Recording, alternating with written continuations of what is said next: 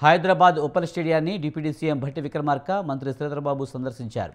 ఈ నెల 13న స్టేడియంలో ప్రపంచ దిగ్గజం మెస్సీతో CM Revanth Reddy friendly exhibition football match ఆడనున్నారు.